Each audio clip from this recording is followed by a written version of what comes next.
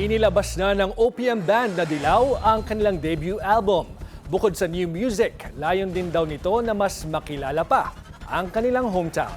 Yan ang Agenda Weekend Report ni Lyja Bonzo.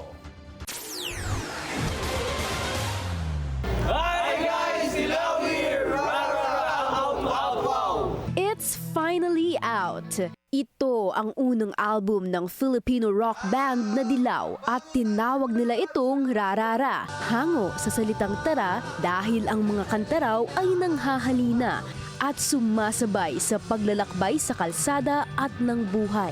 Everyone on an adventure right now. Oo, maski hindi lang sa yung about sa bakasyon, maski yung bagong venture, bagong tinatahak na landas, bagong trabaho, kahit anong bagong negosyo.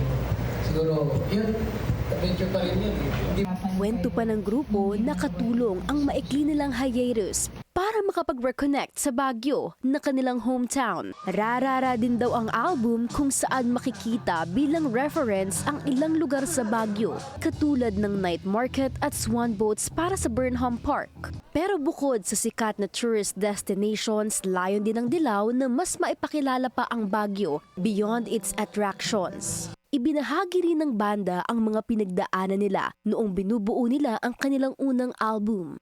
Magulo po nung una, kasi siyempre, parang mahusay na musikero itong mga kasama natin. Kasi yung idea siyempre sa una marami yan. Komunikasyon at pakikinig sa isa't isa raw ang naging susi nila para makuha ang tamang dynamics ng grupo. And also we've spent the past few months recording the album, but also getting ready to perform it for everyone. So in the coming months, we hope to see everyone who likes the album. We hope to see them live at the show. At the end of the day, their music and vision for the band make their relationship solid. Kaya naman bukod sa mga bagong kanta, isa raw sa mga dapat abangan ay ang schedule ng kanilang mga pagtatanghal para sa Dilaw fans.